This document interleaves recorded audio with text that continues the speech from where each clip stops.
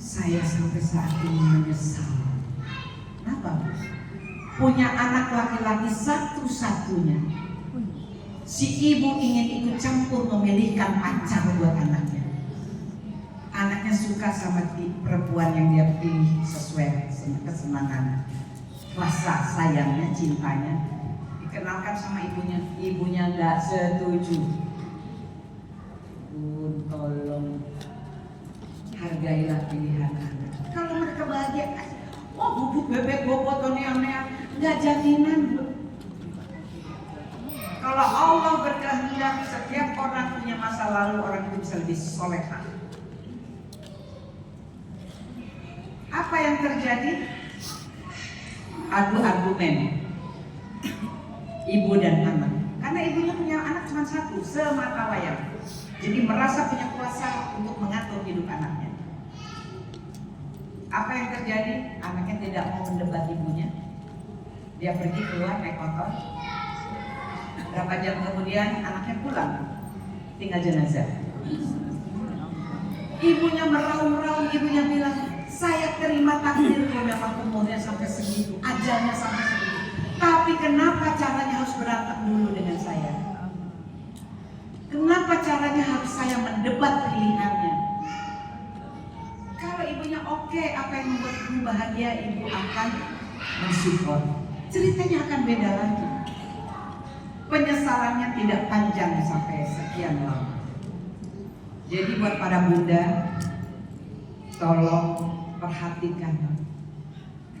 Kalau melihat anak yang menjengkelkan, itu ladang pahala kita. Kita dilatih sabar melalui anak-anak kita. Kita dilatih untuk bersabar.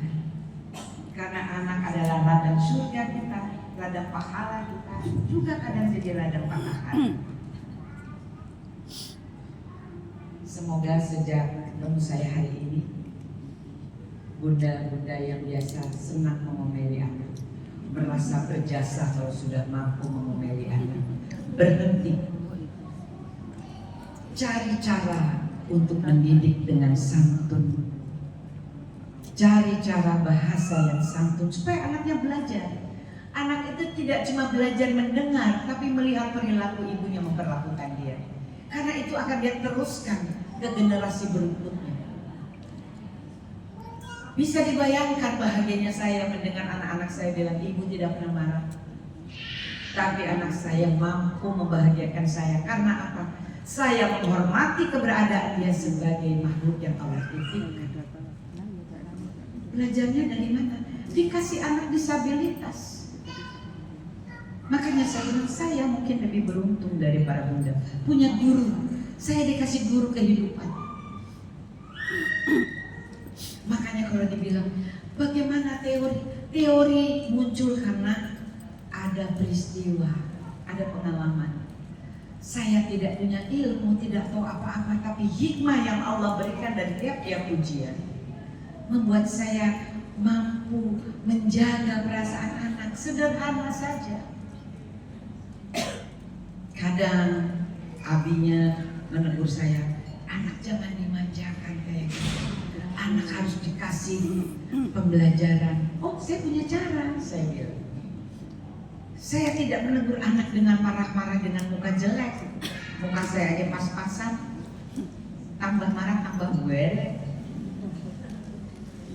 Jadi saya ajak bicara dengan senyum. Sayang, keren loh kemarin, gimana kerjaannya? Masuk dari situ, gimana ini? Iya bu, oh dia minta validasi. Kita dengarkan, baru kita masukkan nilai-nilai. Saya bilang, kalau anak pandai, pintar, ibu bangga. Tapi akan bangga lagi kalau anak ibu mampu menempatkan diri, memiliki adab akhlak di depan orang lain. Kok